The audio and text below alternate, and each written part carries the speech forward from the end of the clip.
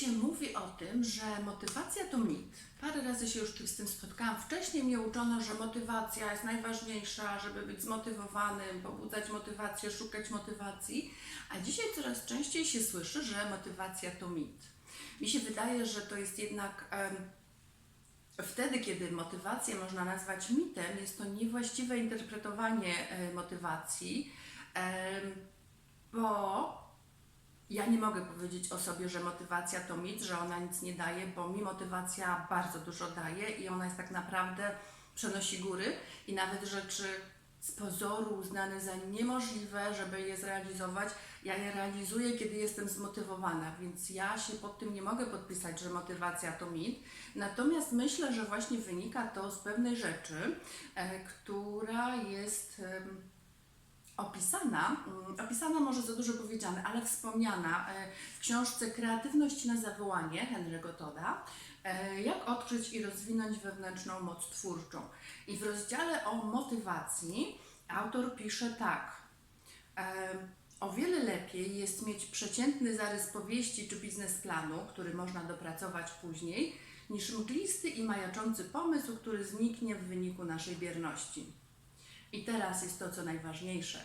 Działając, urzeczywistniasz. Akcja rodzi motywację, ale nie na odwrót. Absolutnie tak. Jak zaczynam się za coś brać, nawet jak jeszcze nie do końca wiem, jak to zrobię, ale przynajmniej jakiś krok pierwszy podejmuję, czuję tą motywację, to ona we mnie rośnie, jak wraz z podjęciem działania. Bo często znajdujemy inspirację po kilku pierwszych niepewnych próbach ruszenia z miejsca. Ja na przykład, ja często tak mam, ale jak taki najbliższy, najświeższy przykład, to jest dieta.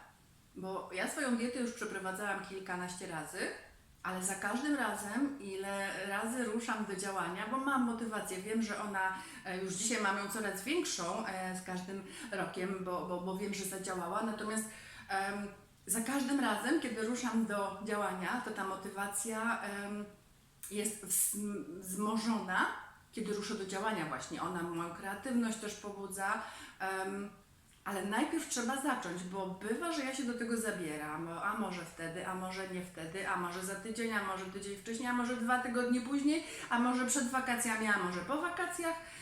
Jak to odkładam, to się nic nie dzieje, ale jak sobie w końcu powiem, kurczę, teraz zaczynam już, jutro i przygotowuję, zbieram wszystko, co mi potrzebne, przynajmniej na ten pierwszy dzień lub pierwsze 2 dni, to rzeczywiście ta motywacja wzrasta. Jak już zacznę, to już wtedy jest coraz lepiej. Bardzo polecam przemyśleć, zastanowić się, jakie przykłady z Waszego życia o tym mogą świadczyć, bo z mojego, jak ja się nad tym zastanowiłam, ja się niedawno na to zdanie natknęłam i zaczęłam tak naprawdę głęboko się zastanawiać i mi wyszło, że właściwie wszystko, co robiłam, kiedy tylko się za coś zabrałam, to moja motywacja wzrastała. Polecam, pozdrawiam i do następnego razu.